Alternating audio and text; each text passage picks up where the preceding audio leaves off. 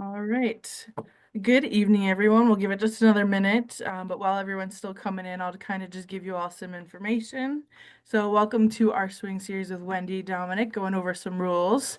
At the end of the webinar, we're going to do a little wheel spin with those people who submitted some questions beforehand. So, we'll give you some WMGA swag. While Wendy's going over anything, if you think of any questions, feel free to use that Q&A box. And we'll try and get to those questions once we have a little break in between some of the topics. If for some reason we don't get to your question, feel free to send those questions over to the rules@wmga.com email, and either Wendy or I will get back to you. And then we're also going to be recording this session, so if you need to go back or need a little refresher right before your team matches or a tournament this season, you can go out to the YouTube and find the video there. So with that, I will pass it over to you, Wendy. Hi, everybody. Thank you for coming. I signed on half an hour ago with Aaron to go over some technical issues, and there were issues. So I'm hoping that you'll be patient with me if I tell you, oh, look at this picture that I want you to see, and you only see my bright pink background. We'll try to sort it out, but I had some issues with sharing the screen and so forth, but bear with me, please. I think this is about my 5th or 6th doing this. You'd think I'd know how to do it by now, but I don't. So that's that. I have a bit of a hodgepodge of things that I plan to cover. They're in no particular order. Tried to put them in some sort of order that made sense, but I'm not sure it will, but we'll give it a try. As Aaron said, if I'm talking about something and you're thinking, oops, I'm not quite sure about that, or if it reminds you of something that happened to you and you want to follow up, type that right in. And if appropriate at the moment, Aaron will stop me and we'll answer that question right away. Otherwise, happy to have other non-related questions at the end. And that's what we've done the last couple of times, and it's been fun, a lot of back and forth questions towards the end. And as Aaron said, the rules at wmga.com can be sent anytime at all. So before I get to the questions that you've sent in, I'm going to start with the ones that you've sent in before I cover other things. I had a question for you. So as I was planning this session and just trying to decide what I wanted to cover, it occurred to me that it might be fun, rules are fun for me, but it might be something different to do some sort of an interactive Zoom session on how to use your rule book or how to use your rule app.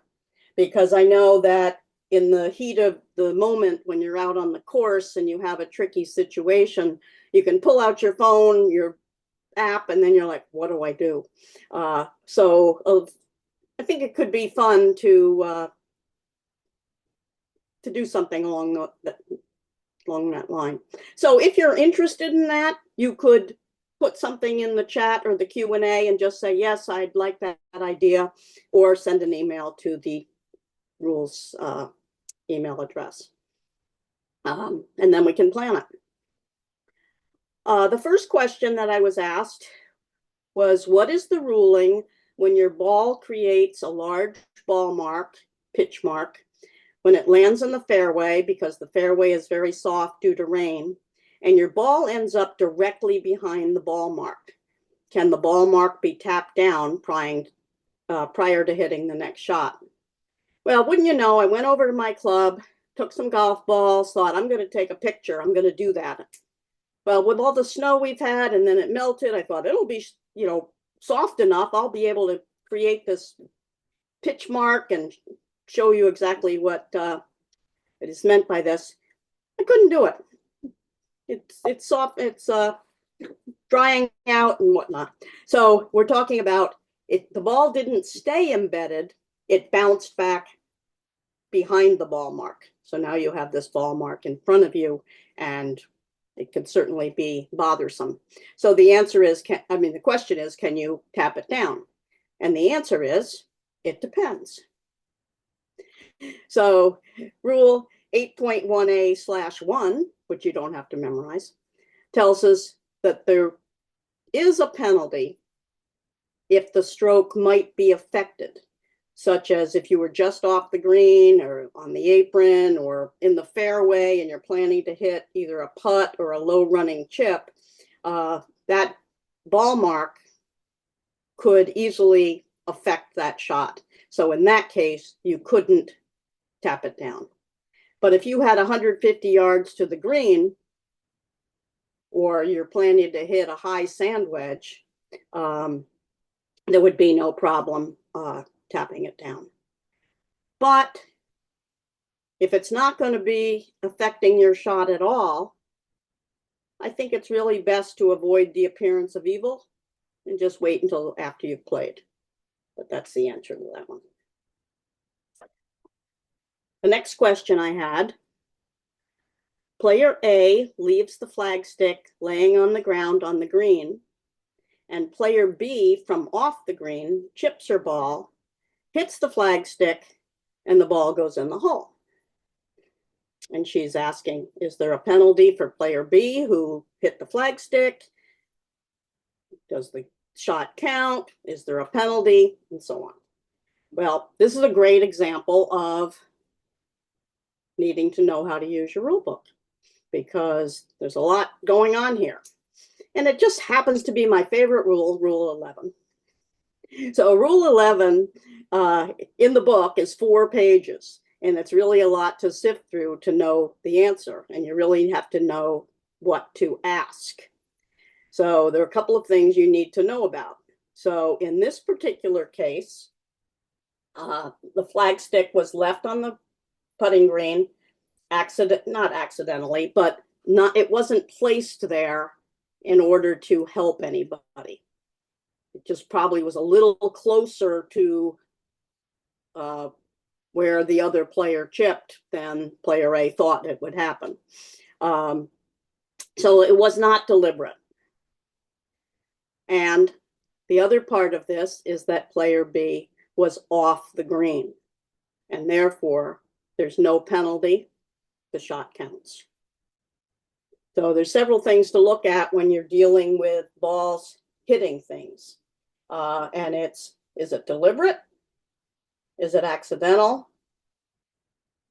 Is it a shot played from the putting green? Or is it a shot played from off the green?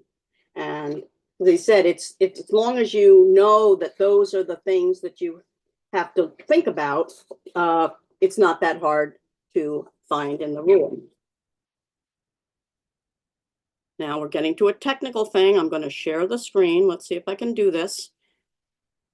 And I go to that. Share. Wendy, we did have one question based on something you just said, asking the same if you lie down a club on the green. Yes. And I'm about to show you my fancy Rule 11 chart. I made this chart a couple of years ago, right before I went to a USGA workshop, because I thought if there's questions on the exam, the open book portion, wouldn't it be helpful to have this? So here's what you really need to look at. And as I said, it's all in the book, but you've got ball played from anywhere other than the putting green, which is what we're looking at. And there's that from the putting green. And then we've got accidentally, accidentally, accidentally, and then deliberate. So in this case, the ball accidentally hits flagstick or attendant. Ball accidentally stopped by an outside influence. That could also be the flagstick. And you can see that there's no penalty. Equipment. If equipment is deliberately left, maybe a penalty if it actually stopped the ball. But anyway, just want to say there's sort of 4 quadrants to this question. On the green, off the green, accidental, deliberate. Now I'm going to see if I can make that go away. Did it go away, Aaron? Oh, good. I'm getting good at this. Okay. Yes, clubs and flag sticks sort of have special rights on the putting green. But for the most part, when you're off the green, anything goes. You know, it gets deflected. A dog could be running across the green and your ball hits the dog and gets deflected. As long as you're off the green, it's okay. The next question wanted to know about this ball marker. So this ball marker, I believe I looked it up online, and I think it costs something like $35. And what it is, it's like a level. It has a bubble thing in there. And you put it down and it'll tell you what your putt's going to do. And so I was asked, is this legal? The answer is no way.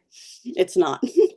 So here's the rule about things that you can use to gauge slope, okay? So you can't use something like this, holding or placing a bubble level. You can't use a weight on a string to use as a plumb line. And you can't use a bottled drink deliberately. So there's no problem at all if you're just have your bottle of water and you put it down, but it's not for that purpose. But you can't use a clear bottle with water and set it down by your ball to see how that slopes. Let's see if I can make that go away.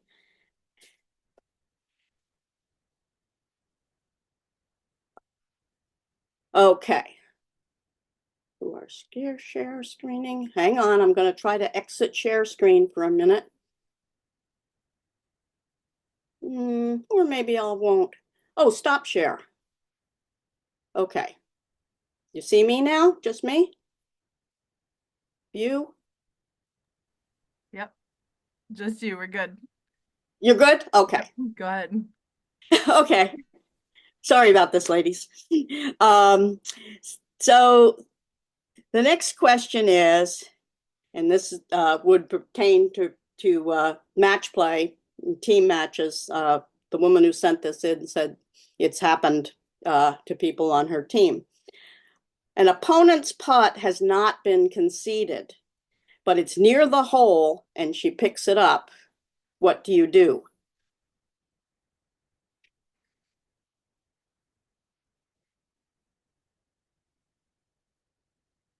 Hang on. Just hang on a minute here. Forget that question. We're going to come back to it because there is a little bit of logic to the order that I'm doing this. And that question fits in much better with what I meant to cover before that. So the next question is, are there any new rules for 2025? And basically, no.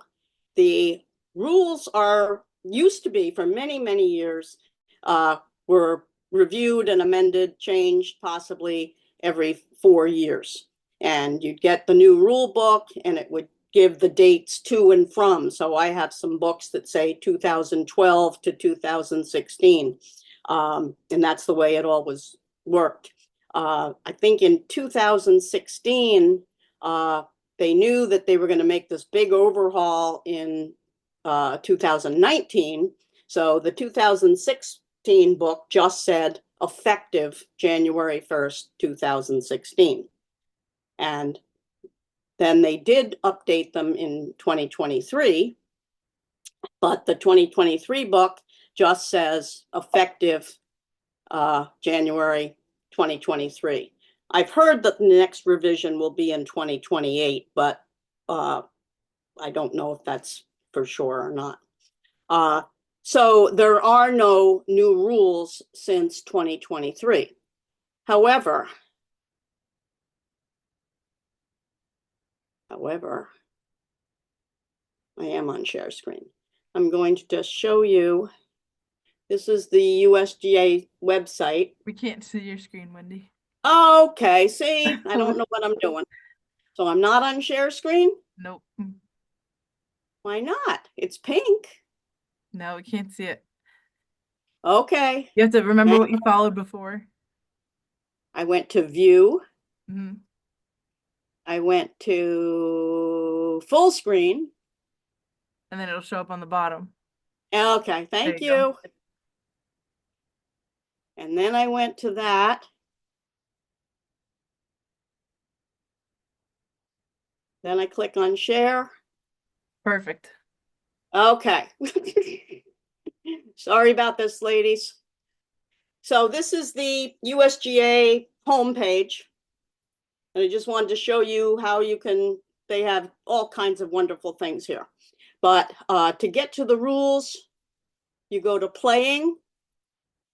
And then over here, you have rules home, rules of golf, education, amateur status. A lot of good stuff under education if you like to look at videos and read some stuff. But you go to the rules of golf.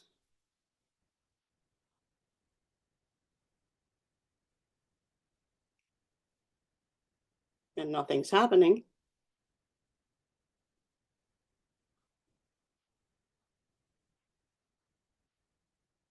I don't know why this isn't happening. Okay, here we go.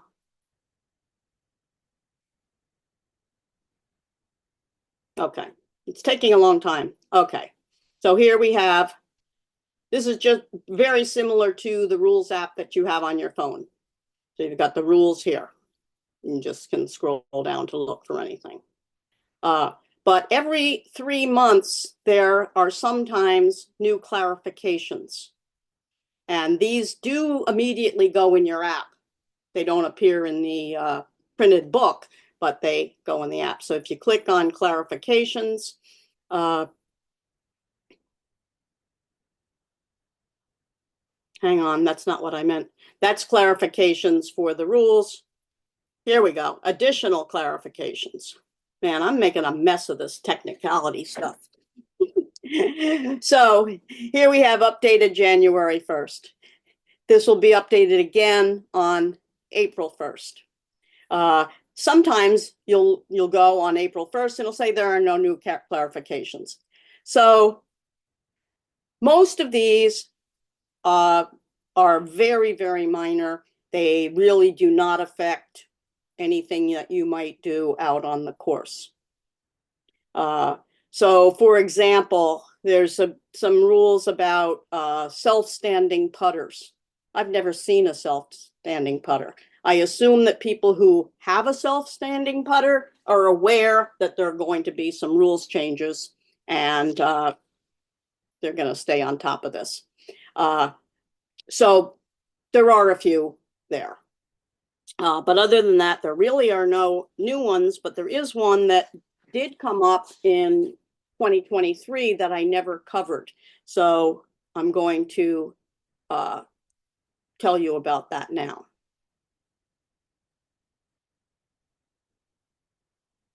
Oops.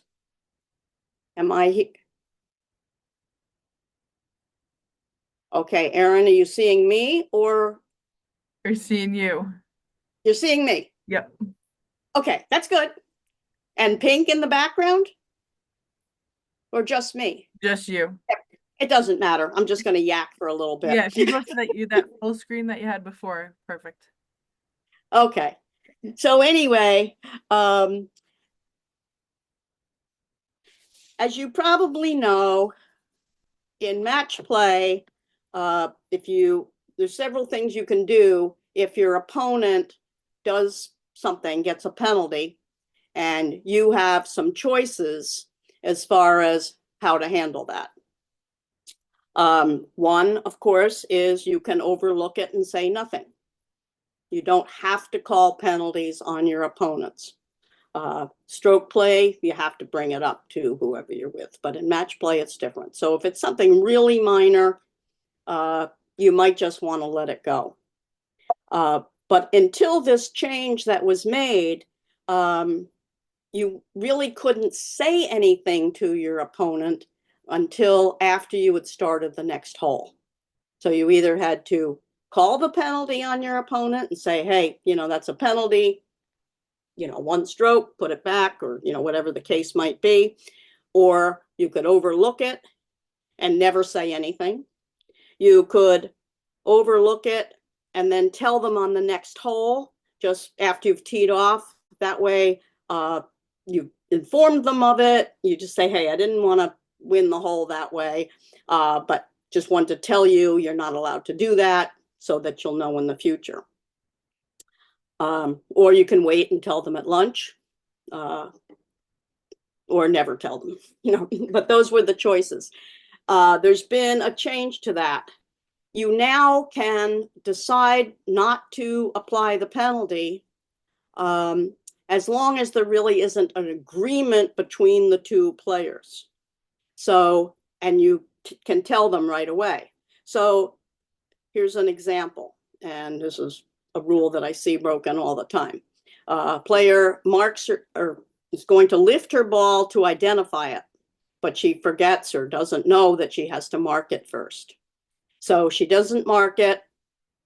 She lifts it to identify it. She places it back. You have a choice.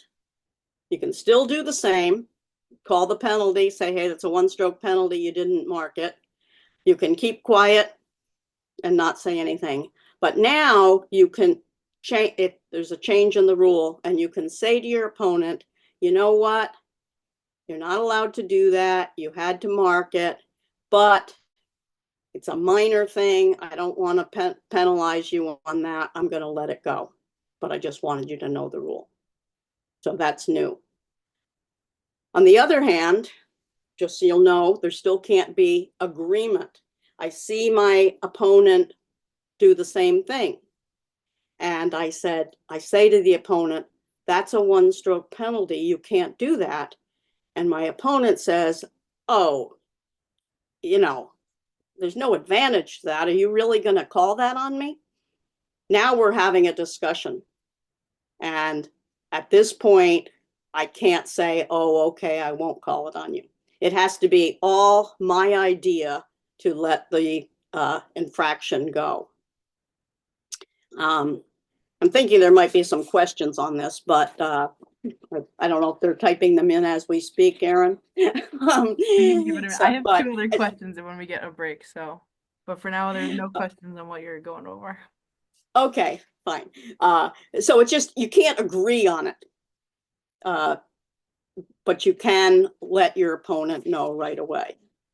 And one other thing about agreeing in match play, if two opponents are uncertain how to proceed with something, it's okay for them to come to the best agreement that they can, because they really just don't know.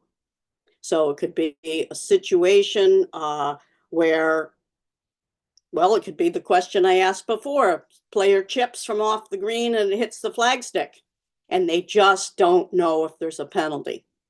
And so they decide, well, I don't think there's a penalty, and they go on.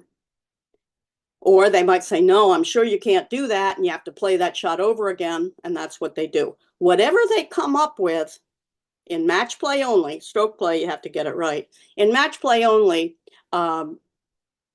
what they agreed on, they're just trying to do their best, is that stands.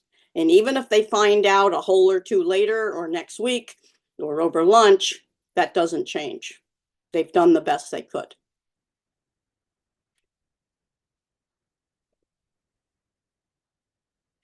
The next question is the one I almost asked earlier, but I wanted to cover that, the choices that players have in match play as far as penalties. So the next question, what I've just spoken about, I hope will help answer this question.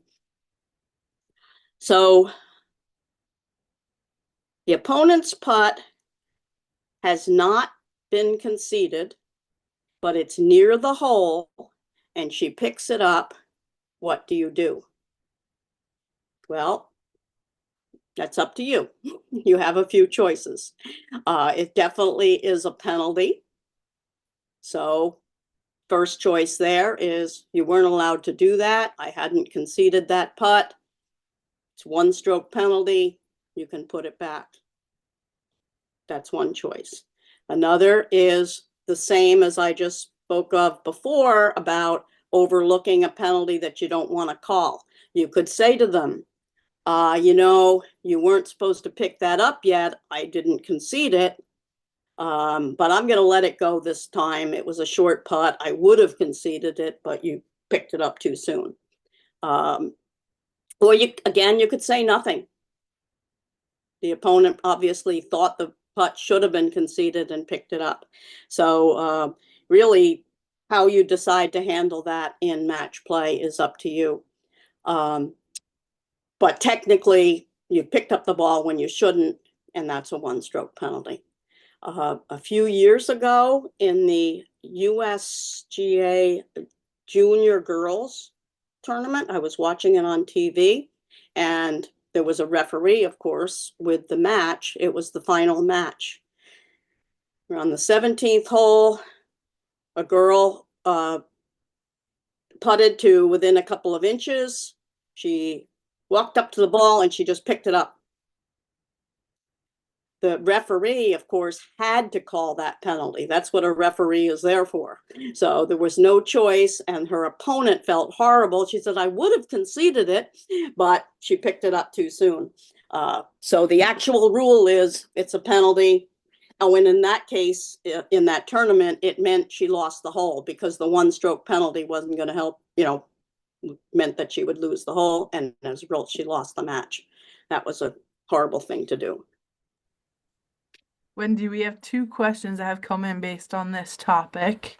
Okay. So our first one is that if we sometimes allow or not allow for a minor ruling to be permitted, the inconsistency from match to match or opponent to opponent, it will create a challenge when and if the rules may or may not be permitted. I hope that makes sense. Okay, I see the point, but it is an individual. Would you just read it one more time just to make sure I understood exactly? Yeah. It says if we sometimes allow or not allow for a minor ruling to be permitted, the inconsistency from match to match or opponent to opponent, it will create a challenge when and if the rules may or may not be permitted. All I can say to that is I agree. It is a challenge, but things might get let go, and so some people are not aware. So, for example, if you let it go that somebody didn't mark their ball to when they lift it to identify it. So if they didn't mark the ball and it was let go, nobody ever said anything, that person hasn't learned anything, and they do it again. And then another opponent in another match calls the penalty. Yeah, that can happen, which is why you're here this evening to learn these rules. I'm just kidding. Yeah, it can be consistent, but I really think people are honest and they're trying to do their best to follow the rules. And usually you get penalized for something, and you'll probably never forget that rule again. And then going back to the situation that you were just talking about, the next question we have is if you putt that instead of picking up, but you putt out of turn, what is the penalty? Okay, that's an excellent question, and I see it happen a lot in the team matches. Um, in match play, the order of play is really important. So if somebody puts that ball out of turn, the opponent can either let it go, or they can ask for them to replay it, mark it, and wait till their turn. There is no penalty, though.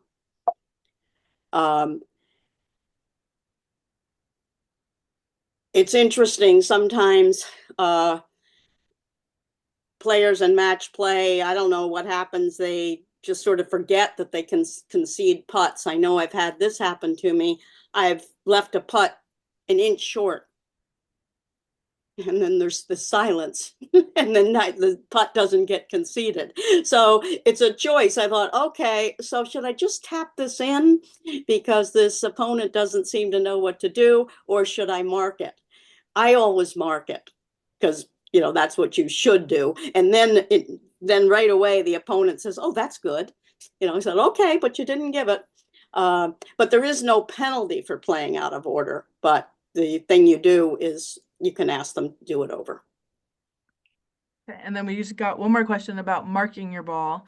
Do you have to mark it everywhere? Mark it everywhere. Everywhere. I can ask them to submit some clarification on that if you're Yes, confused I on think that one. we'd like some clarification about that. All right, so I'll wait and see if they come back, but we'll come back to that. Okay, Other questions, we'll come back to it. I think the person probably means if you're going to lift your ball, such as To to identify, identify, they said to identify it. right? Yes, you would always have to mark it. The only time you really don't have to mark a ball is when you're not going to replace it. So just jump. I'm not something I'm going to cover this evening, but if your ball is on a cart path and you're going to take relief, while you might mark it just because you need to do some measuring, um, you're not going to be putting it back in that spot. So that's a situation where you don't have to mark it. But anytime you're going to replace the ball on the exact same spot, you have to mark it. And that's both on the green and anywhere else on the course. It turns out, unless there's another question, the next thing I was going to cover has to do with marking a ball. Question reads, can you address the proper way to mark a ball just off a green that has a chance to be hit by another player's ball? Who takes the initiative? Well, just jump ahead a bit. If the interfering ball is on the green, of course, anybody can ask to have it marked. It's your ball, you can mark it. Somebody else in stroke play, match play can say, hey, that's in my way. Please mark it. But there are many times when a ball is close to the green. It might be on the fringe and a player is going to chip or maybe even putt, and it's in their way. So if it's going to interfere, whether it's mental interference or it's in the way, it's up to the player whose turn it's going to be to ask the other player to please mark her ball. And the question was, how do you do it? So you mark it, you lift it, and you can't clean it. Now, I'm sure you've all seen people holding the ball between their thumb and forefinger. That's not actually required, but it's the way most people prove that they're not cleaning it. But the initiative goes to the person who feels that it's interfering with their shot. So if my ball's on the apron and Erin's going to chip or putt and she feels it's interfering, that's entirely up to her. I can't say, oh, my ball's in your way, I'm going to mark it.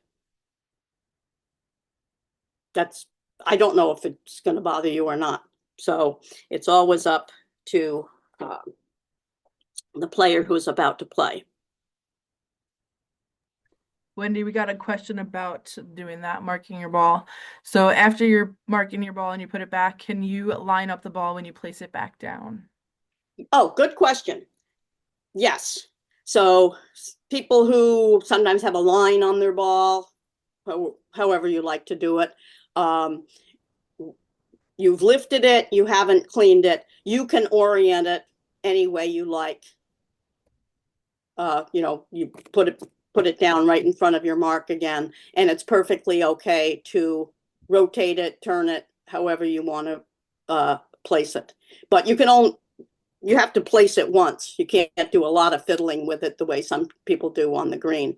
But the only thing you can't do is if there happened to be some mud on your ball, you can change it a bit so that the mud is not bothering you as much. You can't use the mud to sort of tee up the ball. So if the mud was on one side and you think, oh, I'm going to, let that act as a tee, you can't do that. But other than that, it's fine to do that.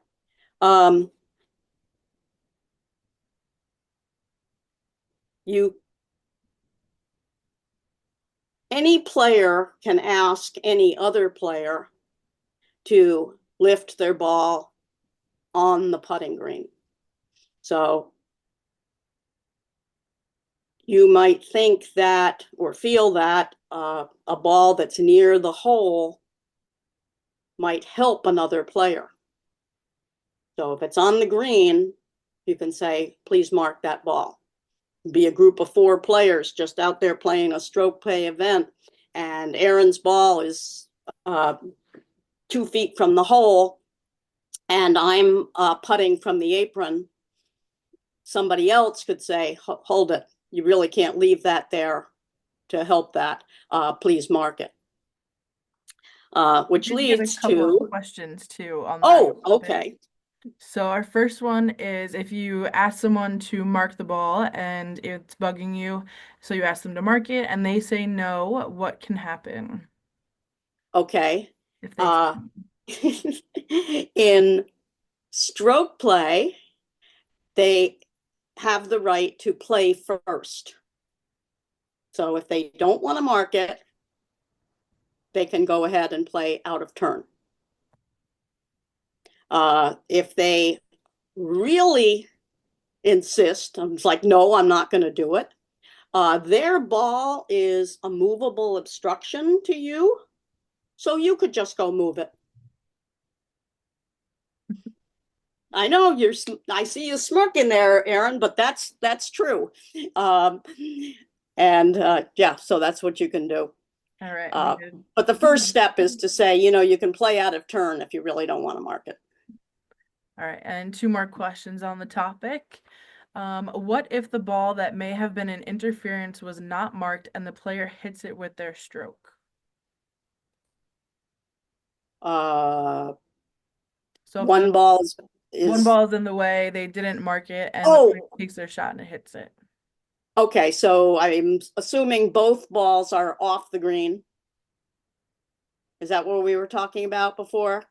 Think on the green. I'm thinking off the green because that's really what we were covering about lifting it and holding it without cleaning it. So that's really what the initial question was, what do you do if you're off the green and somebody wants their ball, you want somebody to mark their ball. So the question was Yep, off the green. it's in the way, but for some reason it wasn't bothering you. So you went ahead. I'm just guessing what the question was. So you go ahead and you say, no, that's fine. I'm not going to hit that. And you hit it. There's no penalty to either person. The moved ball gets put back. Off the green, when things start hitting each other, there's usually not a problem at all. And then last question on this, I kind of just covered it exactly. So if they did not mark it, do they replace it as close to where it was originally? Yes, you estimate where you replace it. Yes. So following along with this, balls in place to help another ball. I wanted to show a little video. I don't know if you've heard about this. It's called backstopping. It really became quite a problem on the tour. You sometimes see the players don't mark their ball that's near the hole, and another player is going to chip onto the green, and they leave it there, which is kind of hard to believe because they're playing for tons of money and they're really leaving it there to help somebody else. Because, as you know, when you're playing from off the green, there's no penalty for hitting a ball that's on the green. But in order to try to stop what's called backstopping, there is a rule that you can't agree to leave a ball to do that. So I'm going to show you this nice little video about backstopping. So right now I need to somehow go to share screen, or am Yep. I already doing Nope, what? you go back to that full screen where the bar shows up. Okay, here I go. Full screen. Yep. There it is. Share. I go to that. I click on share. And let's see. Oh, we're getting there. Okay. All right. You see it? Yep, it's up. Okay. So this is a pretty cool little video. Let me just make sure I have it at the beginning. Jez, what is backstopping? Well, it's effectively, as it implies, leaving a ball there that could act as a backstop to a shot played from off the green to stop it going as far past the hole as it otherwise might. Okay, so this ball here, let's say you've chipped up. Oops. Let's say you've chipped up and you've left your ball there. Yeah. I'm off the green chipping on. Yes. You're about to mark that, and I say to you, just leave that there, Jez. That Yeah. might come in handy, stop my ball from drifting off to about Yeah. here. That's not allowed. That is not allowed. As you see in the clip there, I could at that point have said, no, I am going to mark it, and then the situation was dealt with. But in that clip, you'll see that I agree to leave that in there. So the two of us have agreed between us to leave that ball there as a backstop, potentially help you. So the question is, who gets the penalty? Yeah. And how bad is that penalty? Okay, well, in this scenario, both players that have agreed to leave the ball there as a backstop get a two-shot penalty. So you get a two-shot penalty I get as well. that as well, yeah. So Ouch. It really isn't worth it.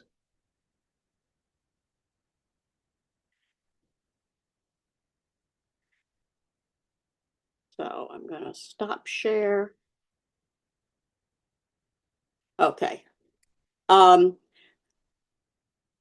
if the player had just left the ball there and there'd been no discussion, there wouldn't be any agreement.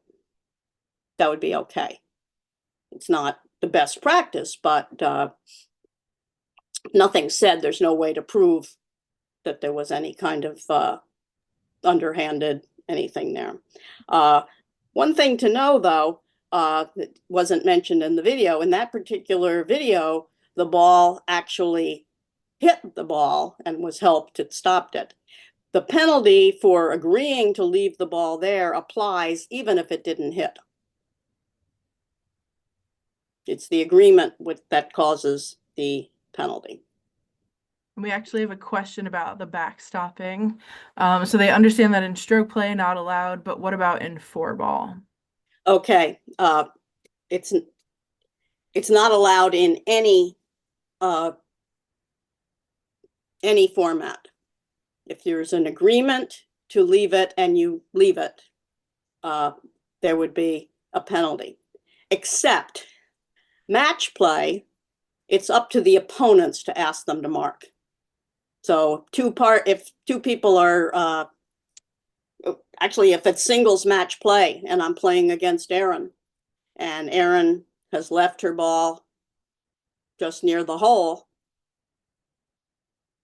where it can only help me, it's up to Erin to mark it.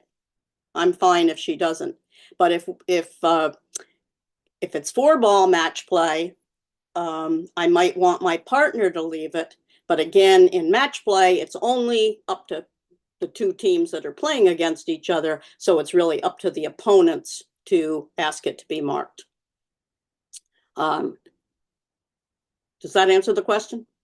Yeah, you got it. Yeah, I had a situation, not a situation, lovely lady. They were partners. It was four ball stroke play.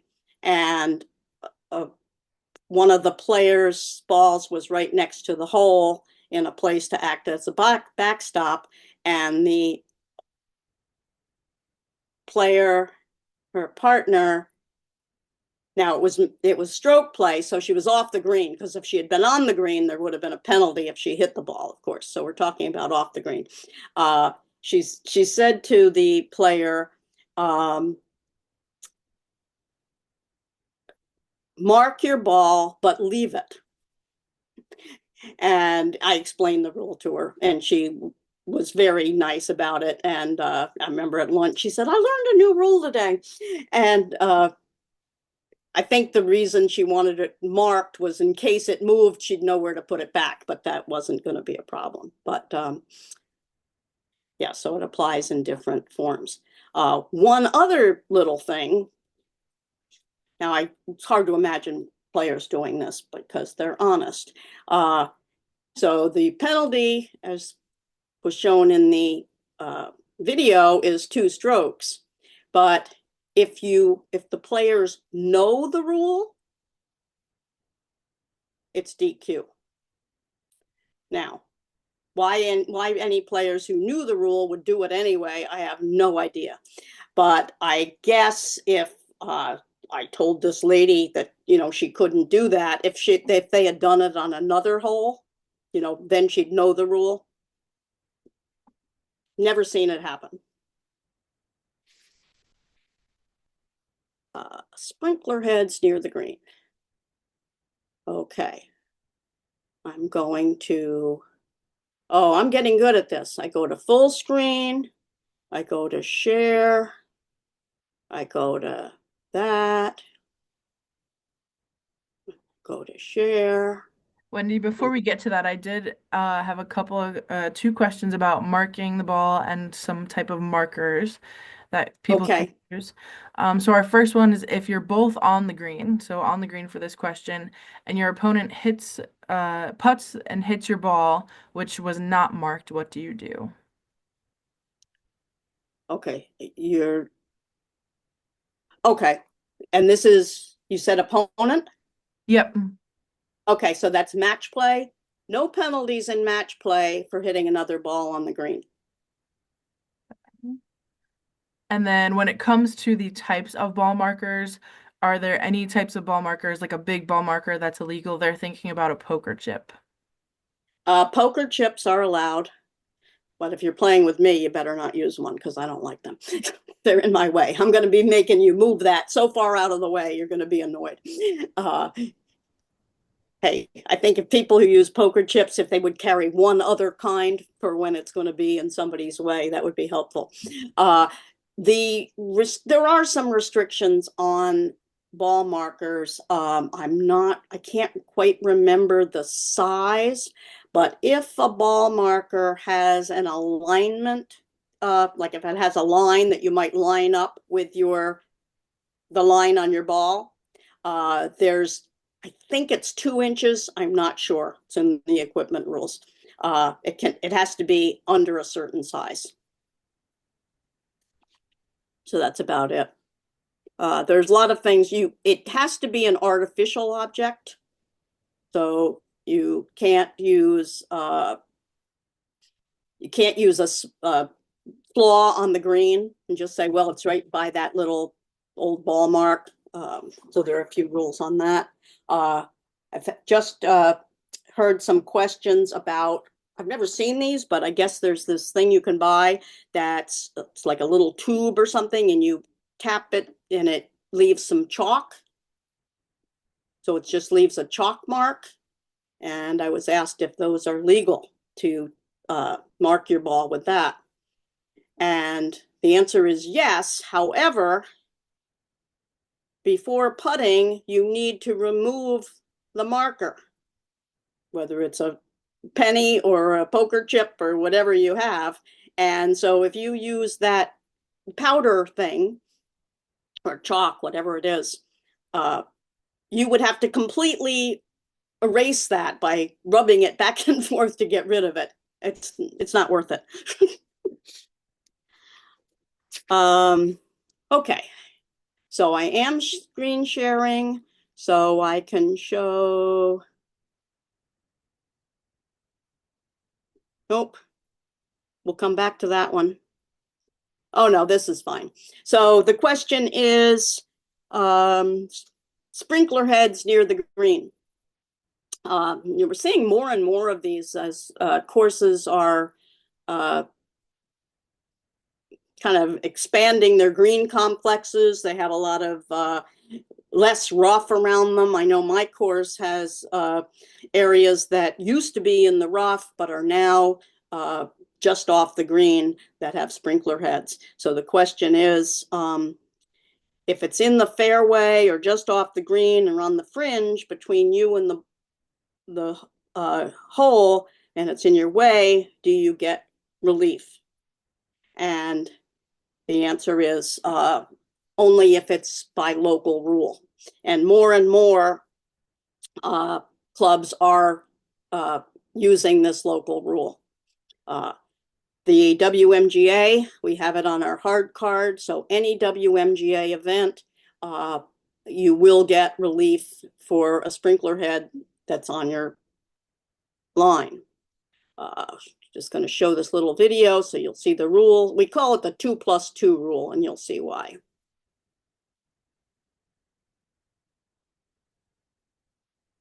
Watch again. We haven't watched it yet. If you saw this video, then you know that the rules by default don't provide free relief from a sprinkler head like this one just because it's on your line of play. But there is a local rule that a course can put in effect that would give free relief for line of play interference as long as the sprinkler head is on your line of play, within 2 club lengths of the putting green, and your ball is within 2 club lengths of the sprinkler head. If you meet all 3 of these requirements, then you can take free relief by finding the nearest point of complete relief where it's no longer in your line of play and doesn't interfere with your stance or swing, and dropping a ball within 1 club length of that spot, no nearer the hole. Do be aware that this local rule can be modified and that your ball and the sprinkler head must both be in grass cut to fairway height or less, so it's always a great idea to check the local rules before you play.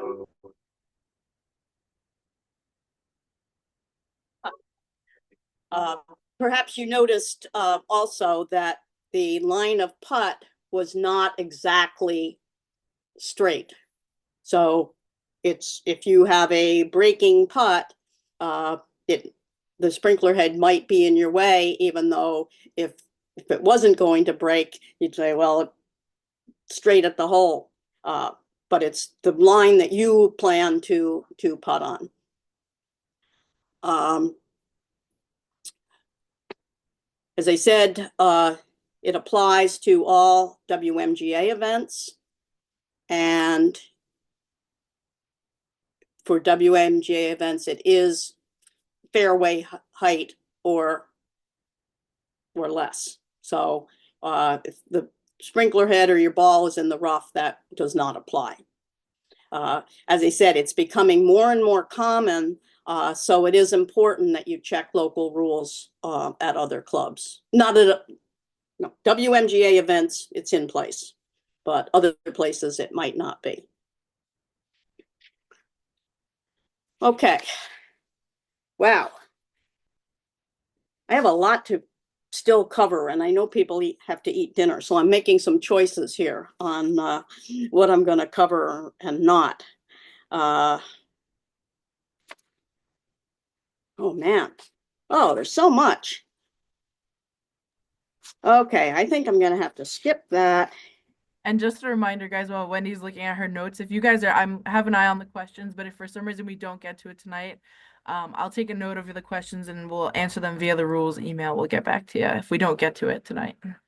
Yes, and the ones that you've actually submitted by email, if I don't get to it, I will email you with your answer. I'm just trying to decide where to go right now. I'm going to jump ahead. Aaron, are there any other random questions? Just, I mean, not that we'll get to them yet, but are there? I just need to plan my next 15 minutes.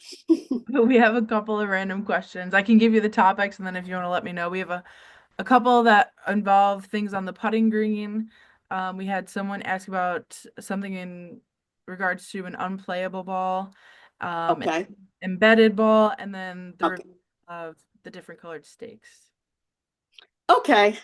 I will save some time we'll get to those. I mean, I like doing the questions that people, Yeah. So I'm going to, okay. I'm just making guesses on what I should cover. Nope, not that, not yet. Well, why not? I put it up. Often I get asked, I get asked when I'm officiating at pro events, even, you know, when somebody's taking relief from something, they say, do I get 1 club length or 2? It's pretty easy. Free relief is nearest point of complete relief plus 1.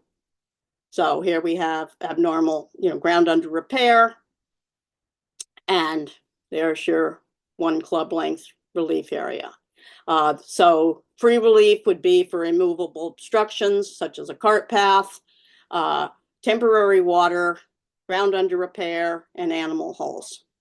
One way I kind of remember, I mean, it's pretty easy to remember, well, free relief is going to be 1, is if you look at this picture and you say, okay, in this particular case, your relief is right there. That's your nearest point of complete relief. If you didn't get any more relief, then you had to just drop it there, you'd be fine. So don't be greedy. You get 1 club length. Don't ask for more. There are only 2 situations where you get 2 club lengths. And that's lateral relief for a red penalty area, which is right here. We're not going to fuss with the other things there because that's not. Or lateral relief for unplayable. So you get 2, so it's 2 club lengths from the ball. And you can see coming 2 club lengths this way isn't even very helpful. So you're not getting nearest point of relief plus, you're just getting the 2. And the same is true in this picture as well. You just get the 2 club lengths from your reference point. Okay, so I put that picture up by mistake, but oops, trying to make it go away. Oh, what the heck? I'm going to go ahead with. So when I was putting that together, because I get asked that so often, how do we learn if it's 1 club length or 2? I thought, oh, people are going to want to know, well, how do I know if it's 1 stroke or 2? You know, what's my penalty? Well, there are just too many to have an easy rule of thumb.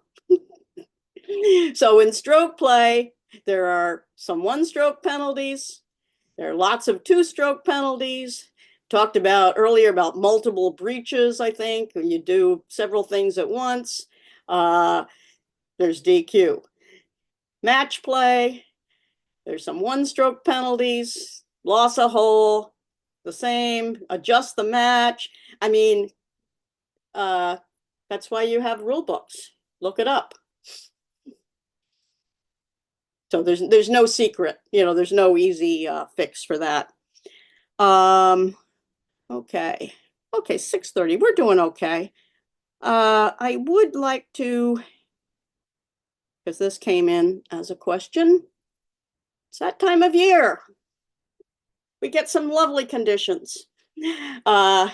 So I was asked to cover how we deal with these different conditions: mud, temporary water, tire tracks, and so forth.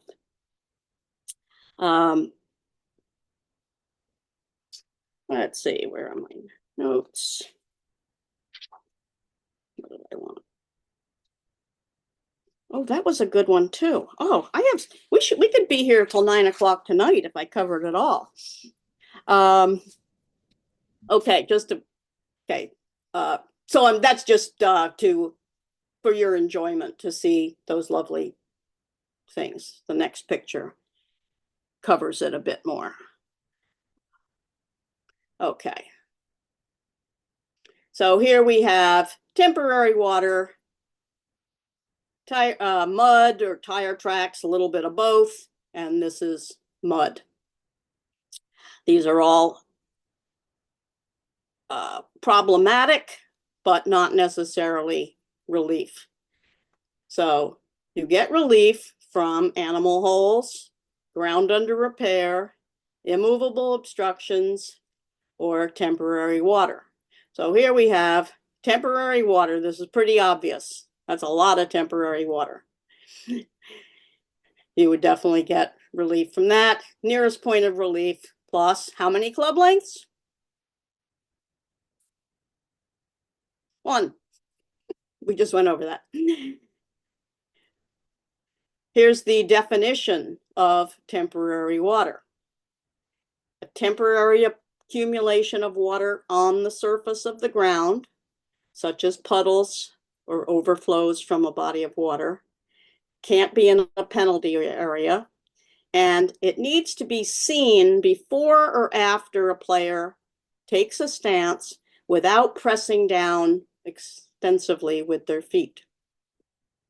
It is not enough for the ground to be merely wet, muddy, or soft, or for the water to be momentarily visible as the player steps on the ground.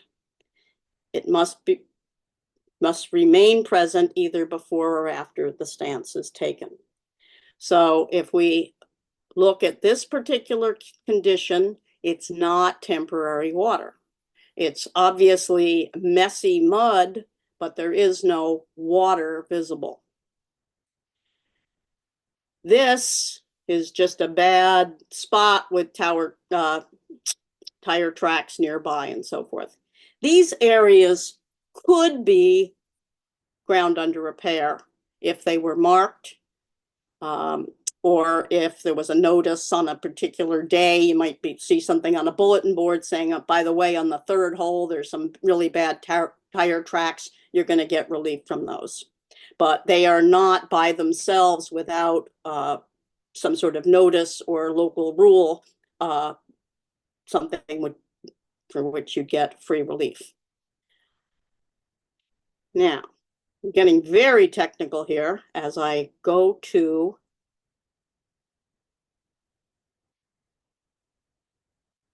my photos. I went over to the course. I found some wet spots. I took a little video to show you what you can't do. Okay.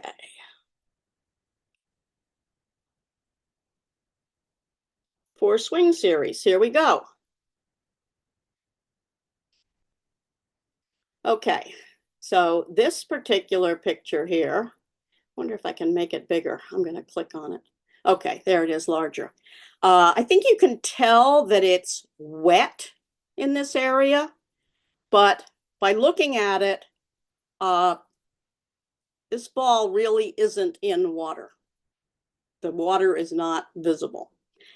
Where my foot is at the moment is, of course, not my stance. My stance would be way back there somewhere. But this is what some people do. So notice once I start pressing down, we see some water. But that's only because I press down. So there would be no relief for that temporary water for the lie of the ball. There might be relief if it's just as wet over there where I take my stance. If water was visible after I took a normal stance, then there would be relief. But there's no question, you see that a lot. Somebody starts pressing around near the ball and says, see, it's temporary water. And then we have the mud picture. As you can tell, again, there's no actual visible water. It's pretty easy to tell that it's very wet. And of course, I went and stuck my foot in it.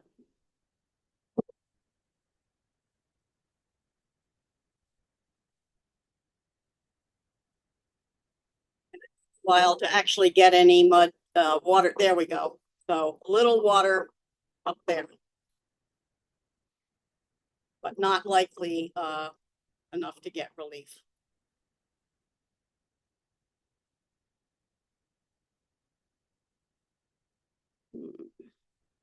Okay, I think, okay, I'm not going to be able to cover all of that.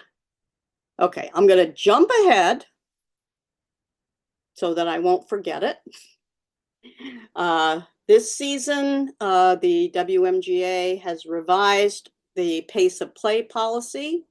We hope you'll like it. It's a lot easier.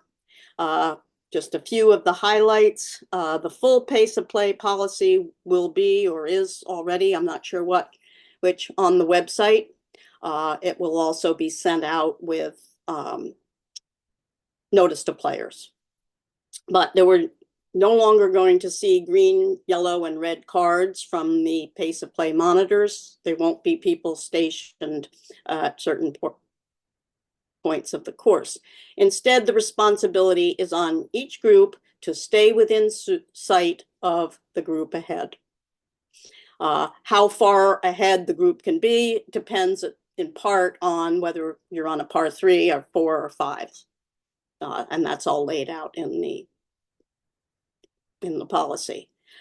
Instead, there'll be roving monitors who will be looking out for groups that seem to be out of position. And then if they find such groups, you'll be notified that the whole group or specific players in the group will be put on the clock, and each shot will be timed. As I said, there's a lot more to it, but the easy part is just stay up, keep ahead with the group ahead.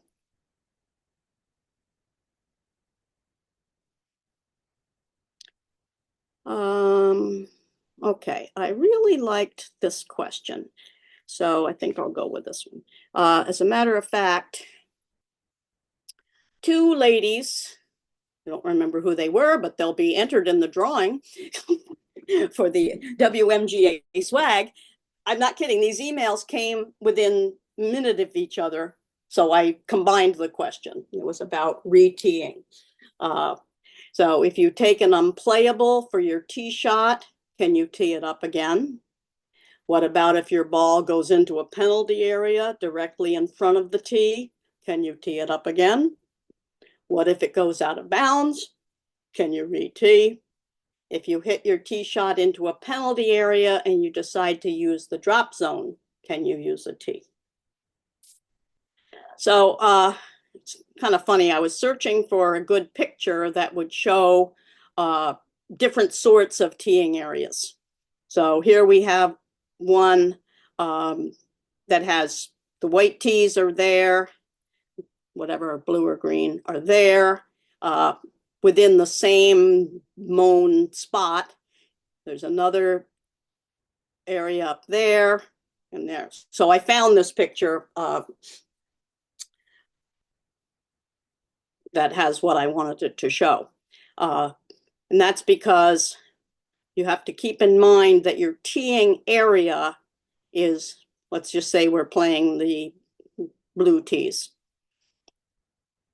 It's between the outermost limits of the 2 markers and 2 club lengths back.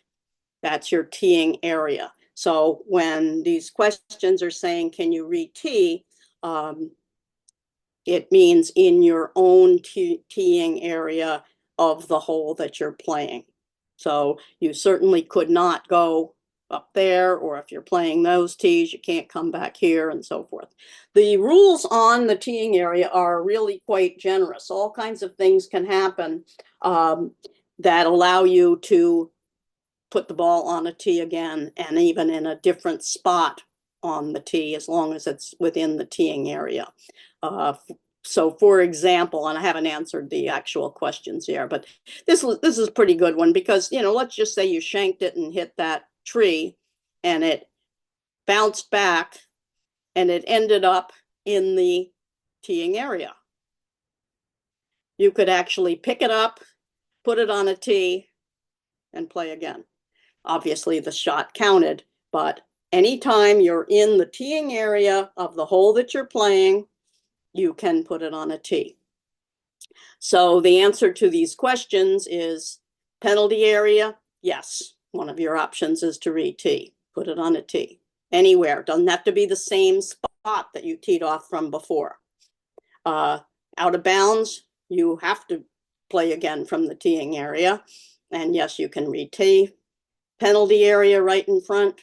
Yes, one of your options is to play from the tee again. How about the drop zone? Can you use a tee? No.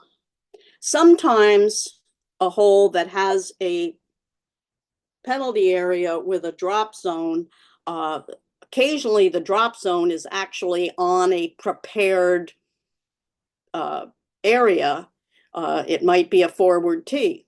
So if you're playing these green tees back here, let's say there is a stream right across here, it's possible that this might be the drop zone, but you can't use a tee. Okay, it's not the teeing area of what you're playing. Sometimes it's just a circle, sometimes it's a line, but you definitely drop. And so if this was your drop zone, not only could you not use a tee, you have to drop.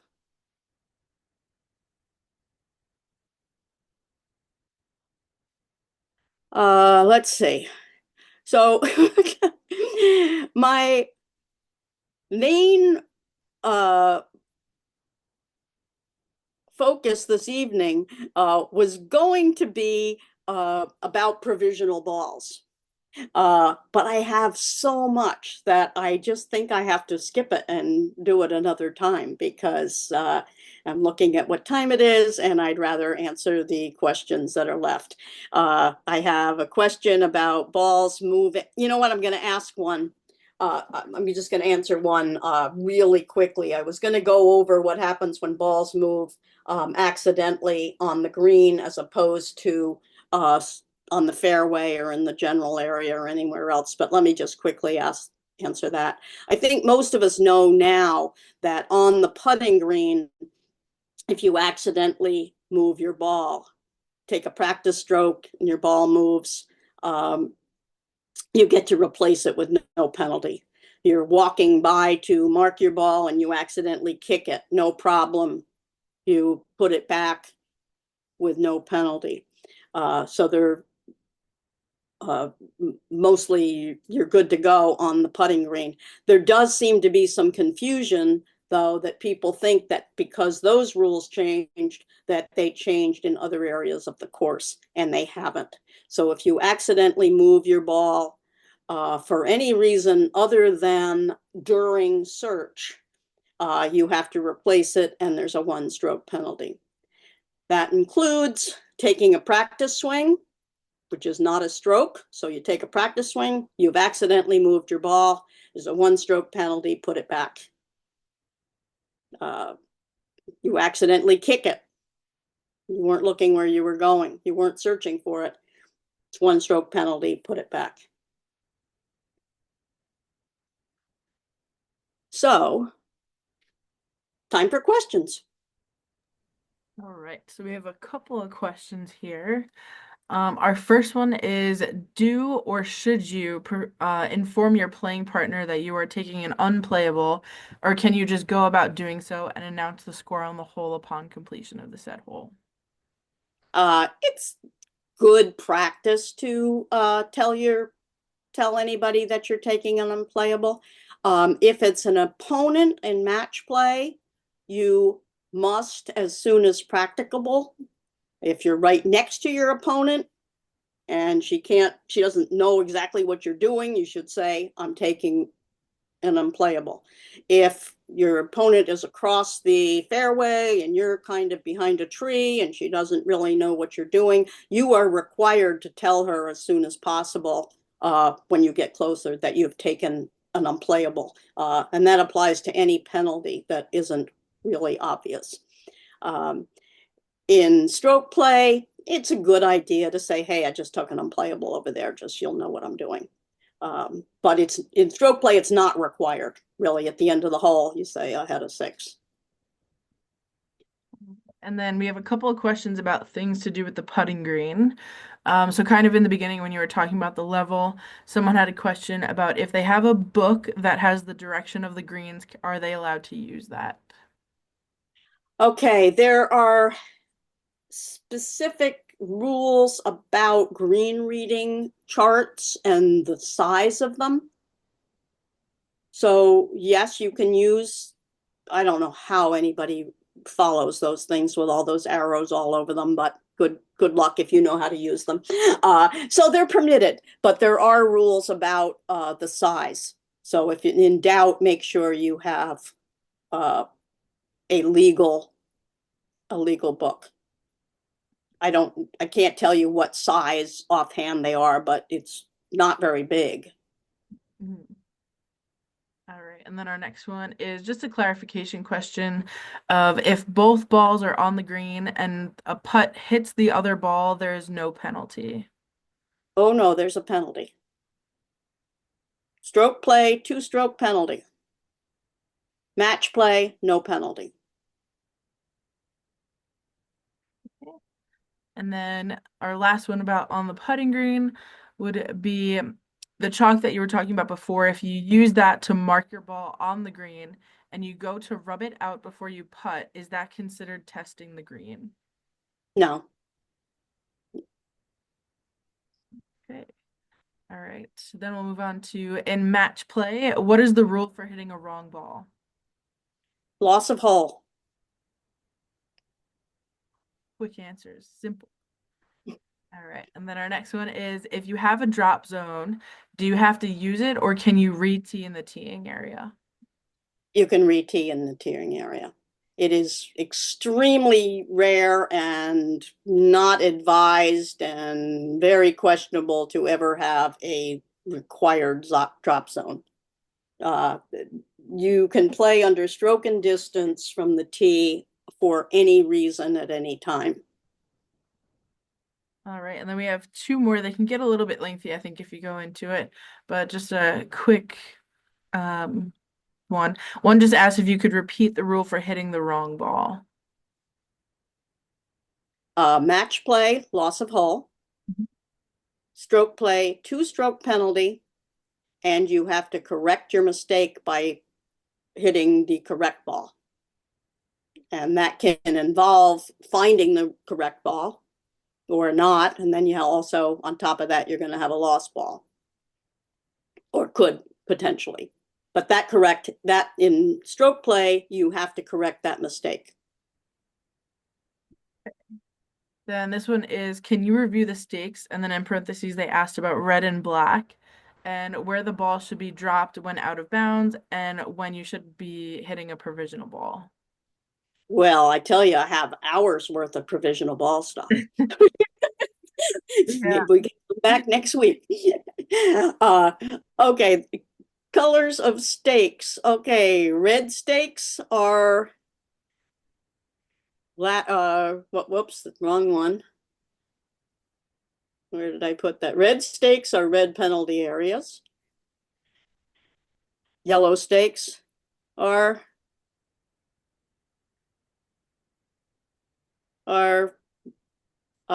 yellow penalty areas. I mean, what clever names for them. Yellow is called yellow and red is called red. And there was something about red and black. Mhm. I don't know about red and black. That could be, and that would be on a local rule sheet because it could be a no play zone.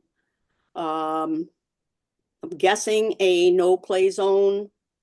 That's also a red penalty area. Sometimes no play zones have white tops. There is not a uniform way of marking those, unlike, out of bounds is white stakes and white lines, yellow penalty areas are yellow lines, or stakes, red are red.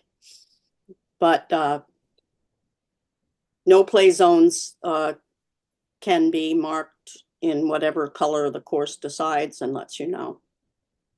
But I'm going to guess that red with black tops is probably a red penalty area that is a no play zone. And then we have two more so Oh, far. wait, you had an out of bounds question. Wasn't out of bounds part of that? Let me double check. Yeah, and where should the ball be dropped when it goes out of bounds? Well, if you played it from the tee, you go back to the tee. That's your only, stroke and distance is your only option. So played from the tee, you go back to the tee. Played from anywhere else, you drop within one club length of the spot where you hit it out of bounds. There is a local rule which will never be used at WMGA events, which will never be used at most events, that allows a drop for out of bounds, back on the fairway with two-stroke penalty and so forth. But I have never played any event that uses that. All right. And then we have a question about someone just wants you to review the rule about your ball embedded in the grass above the sand bunker. Oh, one of my favorites. So I don't have a picture. Pictures are really good for that. So the grass above the bunker is part of the general area. So you are allowed relief if it's embedded. And the reference point for relief is directly behind where the ball's embedded. And you get 1 club length no nearer the hole. Sometimes it's possible to find a little sliver where you can drop it. Other times it's not as easy to find that sliver. So you may end up a little bit, I wish I had some pictures for that, because it's pretty interesting where you could end up. But you do get relief. You also get relief from anything that's not sand. It can be the way it's bordered. If it's not a part of the sand, you get free relief from an embedded ball. See, if people would mail these in, not only, that's a great question. If this lady had mailed that in, not only would I have a fantastic picture and diagram for her, but she'd be in the raffle. That's true. I know it's great that people think up things that they're here, but she really missed out on a nice diagram and a raffle. Speaking of a raffle, I'm gonna spin that wheel right now, and then we have a couple of questions, so we can go back to that. But for now, we'll go to our wheel, and we can see who's gonna be winning some WMGA. So here's everyone who put in some questions. Hopefully you guys can see that. And we'll give it a spin if I can find it, because it disappeared on me. Oh, I see it. Here we go. Okay. We're gonna do 3 prizes. Cool. Oh, I love it. How did you make this fun thing? I have some magic ways. All right, let's try. And I didn't even get to Michelle's question, but that's okay. She sent it in. We'll go 2 more.